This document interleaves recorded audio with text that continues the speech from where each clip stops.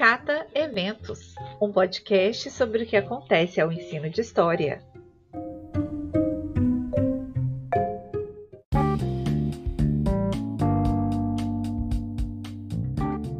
Bom dia, boa tarde ou boa noite, a depender do tempo no qual você escolheu ouvir esse podcast. Nesse episódio, conversamos com o professor Ariel Boas sobre os conflitos geracionais na sala de aula de História. No quadro Esse é para Salvar, vocês vão ouvir a professora Carmen Gabriel e o professor Marcos Bonfim sobre o processo criativo do livro que organizaram recentemente. E também a Júlia Muraro, que conta sobre a visitação virtual ao Museu Casa Padre Toledo, em Tiradentes, além de outras dicas interessantes. E para finalizar, selecionamos alguns eventos da vasta agenda do ensino de história nos próximos dias. Eu sou Rosiane Bechler e o Cata Eventos é uma produção do Laboratório de Práticas em Ensino de História, o LAPEIS, da UFVJM.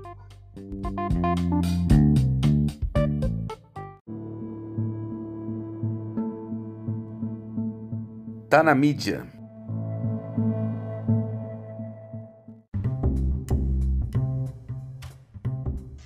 No Tá na Mídia deste episódio, trazemos um tema que gerou debates geracionais acalorados nas redes sociais e a qual estamos constantemente expostos em nossos fazeres docentes. Eis que a geração Z, ou seja, daqueles nascidos entre a segunda metade da década de 1990 e 2010, achou por bem tretar com seus antecessores, os Millennials ou Geração Y, que possivelmente compreende muitas das suas professoras e professores. Foi nesse contexto que o termo cringe se popularizou rapidamente em substituição à já conhecida expressão vergonha alheia. Para essa conversa, eu convidei o Ariel Boas, que é professor de História na rede pública em Belo Horizonte, violeiro, educador popular e mestrando na linha da educação de jovens e adultos pela UFMG. Agora me conta, Ariel, o quão cringe você é? E na sua percepção, como as diferenças culturais entre as gerações impactam ou mesmo reconfiguram as aprendizagens históricas?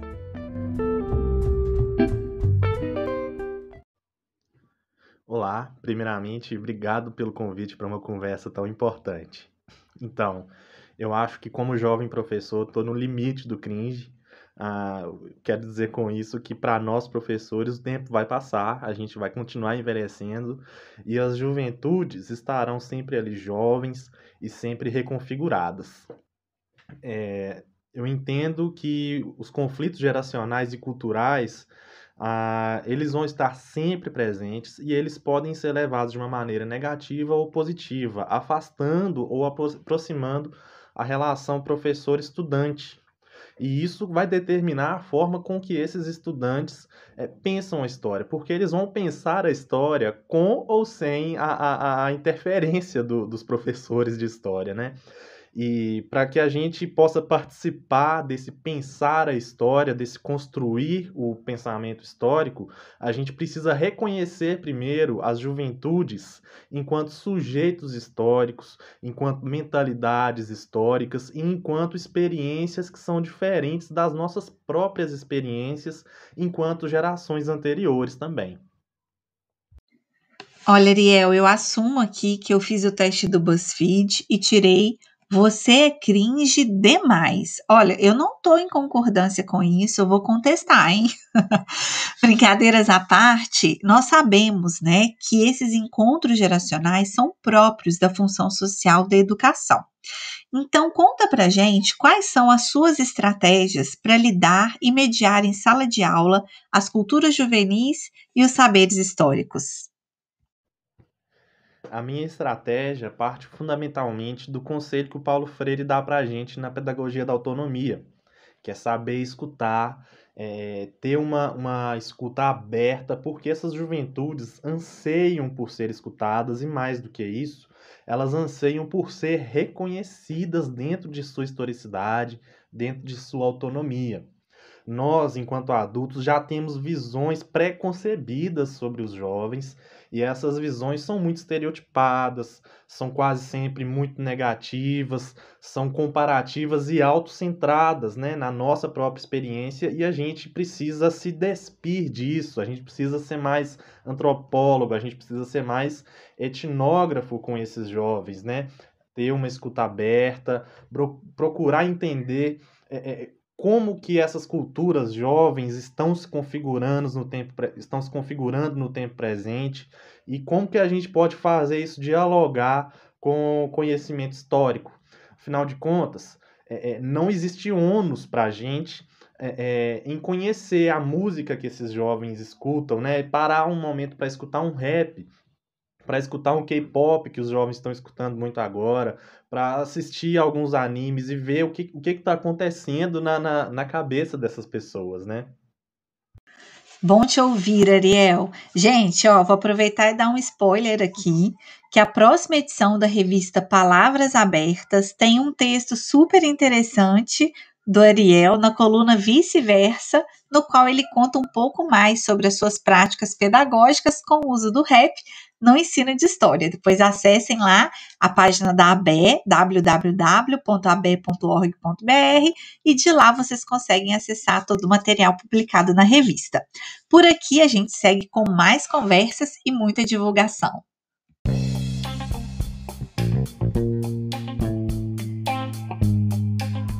Esse é para salvar. Formação docente e currículo. Conhecimentos, sujeitos e territórios é o nome do livro organizado pela professora Carmen Tereza Gabriel, da Federal do Rio de Janeiro, e pelo professor Marcos Bonfim, da Federal de Juiz de Fora.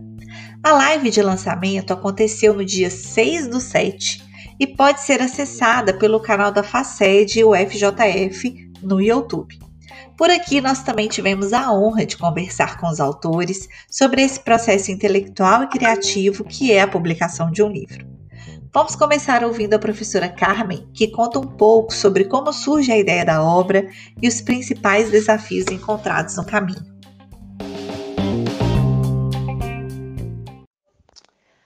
A ideia de elaboração dessa coletânea, né, surge dentro de um projeto que está em fase de conclusão, um projeto financiado pela FAPERJ e desenvolvido no âmbito do GSEC, que é o grupo que eu coordeno, né, Grupo de Estudos, Currículo, Conhecimento e Ensino de História, que foca justamente, né, entendendo o currículo como um espaço biográfico, tenta trabalhar justamente com as articulações entre conhecimentos, sujeitos e demandas em diferentes percursos formativos. Nesse projeto, né, a ideia surge, então, né, como um dos produtos finais, a produção de um livro que pudesse reunir diferentes sujeitos posicionados como professores de universidades, pesquisadores, né, professores da rede, que pudessem, de alguma forma, a partir desses seus lugares de fala, trazer contribuições para a reflexão sobre a interface currículo e formação docente, né? É uma forma de entrar na disputa hoje por projetos de universidade, de escola, articulação entre universidade e escola, o próprio sentido de conhecimento, o próprio sentido de docência. E, nesse sentido, a gente, então, reúne, né, através das nossas redes, nós convidamos professores e pesquisadores com os quais viemos trabalhando e dialogando, né, em particular com um grupo coordenado pelo professor Marcos Bonfim, que também, né, junto comigo, coordenou a organização dessa coletânea, o grupo de estudos de políticas em avaliação, em políticas em avaliação, currículo e ensino de história, né, da Universidade Federal de Juiz de Fora. Então, juntos a gente reúne nessa coletânea 16 textos que, com diferentes perspectivas teóricas, né, enfoques e mesmo campos empíricos bastante diferenciados, contribuem para pensar, né, possibilidades outras, né, de significar esses termos que disputam hoje o entendimento, né, do que seria formação docente, conhecimento, currículo, enfim, esse campo semântico aí que envolve a interface currículo e formação docente. Em termos dos desafios ao longo do processo, né, eu destacaria primeiro, eu acho que o desafio que extrapola esse livro em questão, mas qualquer hoje acadêmica, frente, né, dentro de um contexto tão difícil que estamos todos vivendo, pandêmicos, né, onde as pessoas estão, de alguma forma, isoladas e muitas vezes desanimadas, né, desesperançadas. Então, eu acho que a produção de um livro como esse, ele é um pouco, vai no sentido, na contramão disso. Então, o desafio foi o desafio, eu acho que foi justamente a gente, né, de alguma forma, afetar esses colegas e mostrar a necessidade, a importância da escrita, né, num momento tão difícil, né, que possa representar uma forma de resistir e continuarmos a afirmar a importância, né, da profissão acadêmica, do campo da educação, das reflexões que podem ajudar, né, a pensar políticas de formação de professores, políticas de currículo, que de alguma forma vão na contramão de políticas que desvalorizam todo o trabalho feito nas universidades públicas, que de alguma forma, né, que vai em contramão a políticas que desqualificam o professor da educação básica, né, o professor como produtor de conhecimento, que o encara, que de alguma forma os classifica, né, no lugar, no lugar da aplicabilidade, né, da transmissão de um conhecimento produzido fora da cultura escolar. Então, eu diria que é um livro, o desafio foi esse da própria... Foi esse, né? Conseguir reunir colegas, inclusive tem contribuições de colegas estrangeiros, chama, né, sublinho 3 textos traduzidos, né, de autores que vêm contribuindo de diversos lugares e campos de conhecimento para pensar, né, para dar subsídios para pensar essas questões, né. O professor Gert Biestar, que nos, né, gentilmente cedeu a tradução, e agradecendo, né, a tradução que foi feita por um doutorando do grupo, né, Luciano Freitas, e 2 outros de colegas franceses, o professor Christophe Niunamski e o professor Benjamin Moyar, com quem a gente tem, né, o GC tem estabelecido parcerias institucionais e projetos de pesquisa que trazem de alguma forma contribuições vindas de realidades e contextos diferenciados, que também pode nos ajudar, né, a perceber a nossa realidade. Professor Marcos, quais os aprendizados que vocês tiveram ao longo desse percurso e por que o livro Formação Docente e Currículo, Conhecimentos, Sujeitos e Territórios é para salvar? Obrigado por essa pergunta. Porque ela me permite, agora vendo a obra pronta, né, olhar para a trajetória, né, e perceber que ela me afetou de algumas formas, né? Então eu vou tentar respondê-la a partir de 2 vertentes. Uma mais que eu vou chamar de administrativa e a outra que eu vou chamar de teórica. Então, numa perspectiva administrativa, eu entendo que eu precisei aprender a me equilibrar entre tempos distintos, né? O tempo das exigências administrativas, né? De cumprimento dos prazos, de entrega para a editora, da revisão, da distribuição. Então, todos esses tempos que nos são externos, digamos assim, é, e equilibrando com o tempo de maturação, de seleção, de recorte e de escrita por parte dos autores, né? Então são tempos distintos, e que interpelados também com as modificações na percepção do tempo trazida pela pandemia. Então, eu entendo que eu consegui, de certa forma, me equilibrar diante dessas diversas perspectivas temporais. E numa perspectiva mais teórica, é, olhar para essa trajetória me reforça a importância da riqueza, da pluralidade de abordagens sobre a temática proposta. Talvez isso sirva para qualquer tema, de qualquer área, mas, sobretudo, na área da educação, e a partir de 2 interfaces, que seria de formação docente e currículo e de universidade, escola, perceber como essas 2 interfaces podem ser olhadas a partir de lugares muito distintos, ainda que com compromissos semelhantes, né? Então, essa foi uma grande aprendizagem obtida, né? Reforçada, diria eu. E outro elemento que eu posso considerar uma aprendizagem desse processo foi reforçar também a ideia do ensino D como um lugar de fronteira, porque o nosso livro está organizado em duas partes, a primeira voltada, e que a gente chama de perspectivas armadas, voltada para pensar a educação e essas interfaces a partir de um lugar geral da educação, e a segunda parte para pensar a docência em história. E como pensar a docência em história dialoga fortemente com essas questões mais gerais do campo educacional. Então, reforçar o ensino e mais especificamente, o ensino de história como lugar de fronteira, tal qual a professora Ana Maria Monteiro, o professor Fernando Pena defendem num artigo já clássico do campo do ensino de história, né? Foi um outro aprendizado que eu considero bastante significativo no processo de construção dessa coletânea. Olha, Rose e William, eu entendo que esse livro é para salvar porque a pandemia, a despeito e na contramão, né, das propostas do governo, das prioridades do governo para a educação, expressas, por exemplo, na tentativa de aprovação do homeschooling, eu acho que a pandemia ela escancarou a importância da escola e do professor, das professoras na sociedade. Então, esse eu já considero um elemento indispensável, né, para a gente salvar esse livro para ler.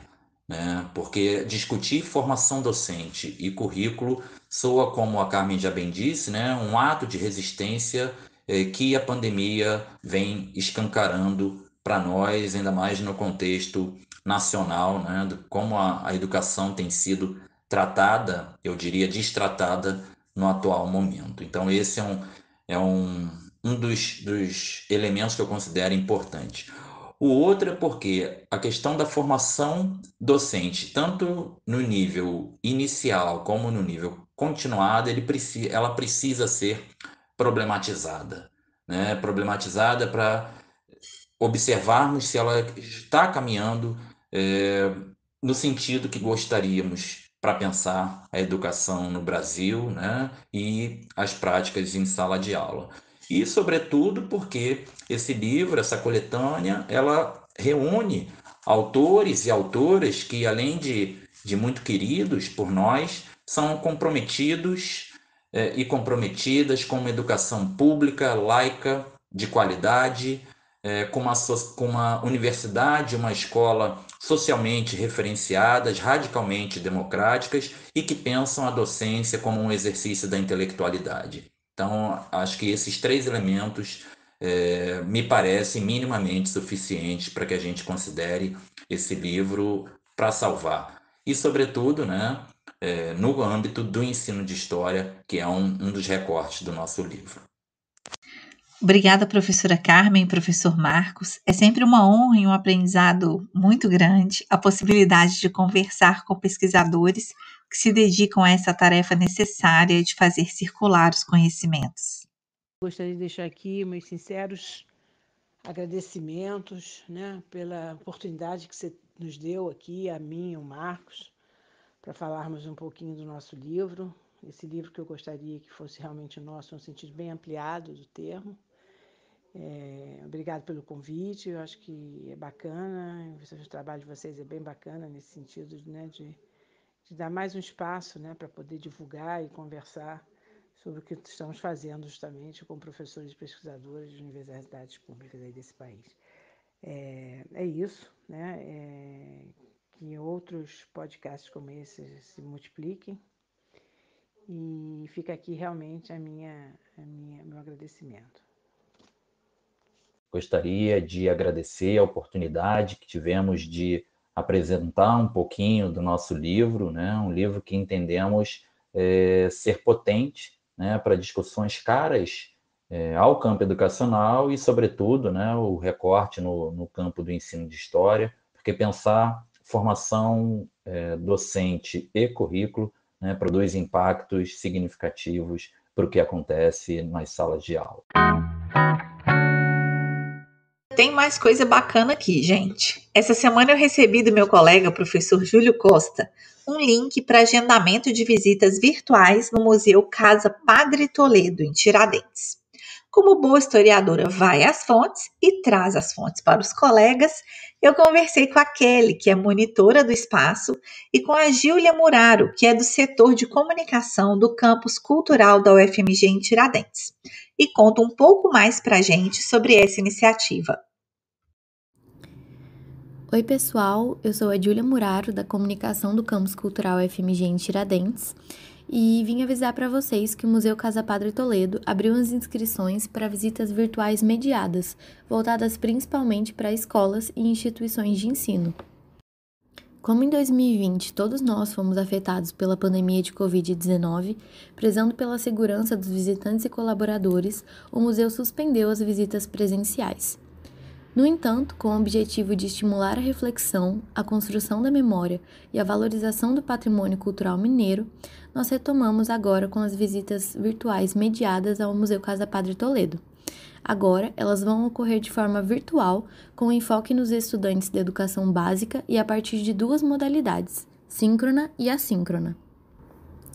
Mais informações, assim como o link do formulário de inscrição, estão disponíveis na bio do nosso Instagram, @Museu Casa Padre Toledo ou @Campus Tiradentes. E caso a sua instituição de ensino seja selecionada, acertaremos os detalhes de dia e horário, além do formato e temáticas que serão trabalhadas na mediação. Acompanhe a gente pelas redes sociais e aguardamos a sua inscrição.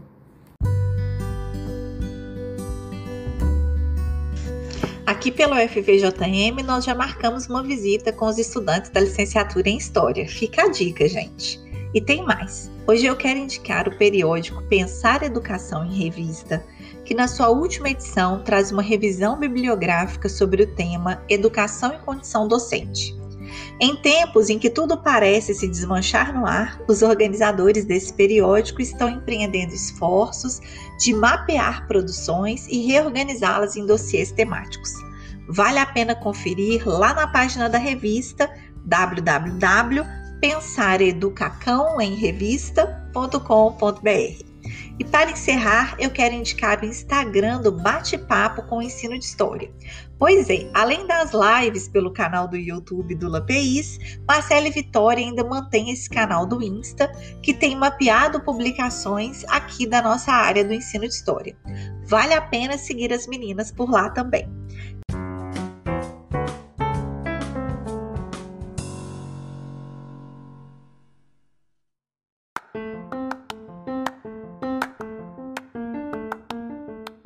Eu já pego a deixa do bate-papo para iniciar o Anota Aí deste episódio com a Vitória, que conta pra gente sobre os próximos 2 encontros do nosso programa quinzenal. Bate-papo sobre ensino de história, um projeto de extensão da UFVJM, desenvolvido no LAPIs, Laboratório de Práticas de Ensino em História. Neste mês de julho está com uma programação cuja temática é Ensino de História e Literatura. Teremos no dia 13 de julho, com a professora Marisete Lucini, Ensino de História e Literatura, Experiências com o Brasil Profundo em Torto Arado, de Itamar Vieira Júnior. Não percam. E no dia 27 de julho teremos um bate-papo sobre Ensino de História e Meio Ambiente com Helenita Malta. Continue nos acompanhando. Como já noticiamos aqui, entre os dias 19 e 23 de julho acontece o 31º Simpósio Nacional de História da ANPU. Destacamos agora alguns diálogos contemporâneos que ocorrerão ao longo do evento. No dia 20 de julho, nós temos uma conversa sobre políticas públicas e ensino de história, ações e reações, com as professoras Margarida Oliveira, da Federal do Rio Grande do Norte, e Sônia Miranda, da Federal de Juiz de Fora. No dia 21, falamos sobre ensino de história e relações de gênero, protagonismos, poderes e perspectivas no campo acadêmico historiográfico, com as professoras Ana Soares, da Federal de Goiás, Gabriela Teófilo, Federal de Juiz de Fora, e Kênia Medeiros, do Instituto Federal de Goiás. E no dia 22, temos a mesa Negacionismo e a História em Combate, com o professor Matheus Pereira, da Federal de Ouro Preto, e Simone Kropf, da Fiocruz. Os diálogos contemporâneos acontecem sempre às 10 horas e serão transmitidos pelos canais da Ampul Brasil no YouTube e no Facebook. Também é importante lembrar que as seções regionais estão organizando seus eventos voltados para o ensino de História, como é o caso do 6º Encontro de Ensino de História na Ampul Bahia e a 25ª Jornada de Ensino de História e Educação da Ampul Rio Grande do Sul. Vale a pena dar um Google e conferir as programações e datas para submissão de trabalhos. Por aqui, já começamos também os preparativos para o FIST Diamantina. Quem conta detalhes sobre o evento é o seu idealizador, Américo. Olá, o meu nome é Américo Antunes, eu sou jornalista e organizo desde 2011 em Diamantina o Festival de História, que esse ano completará a sua 6ª edição, entre os dias 21 e 23 de outubro. O festival agrega também o 2º Seminário Nacional do FIST, com a temática Tempo de Incertezas. O evento é transdisciplinar e tem como marca o entrelaçamento entre ciências, saberes e culturas históricas. Mais informações sobre o Festival de História você encontra nas nossas páginas no Facebook e demais redes sociais e também no nosso site www.festivaldehistoria.com.br. Bem-vindo ao FIST! Viva a História! E para finalizar, eu quero divulgar o curso de extensão Tudo que é Sólido Desmancha no Ar, organizado pelo professor William Bonetti e que tem por objetivo aprofundar reflexões sobre mudanças sociais no mundo contemporâneo. O primeiro encontro acontece na semana que vem, dia 16/7, às 19 horas.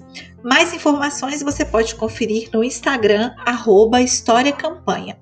Eu espero que vocês tenham anotado e curtido a agenda de hoje. Fico por aqui, sempre grata pela escuta de vocês e, é claro, esperando notícias.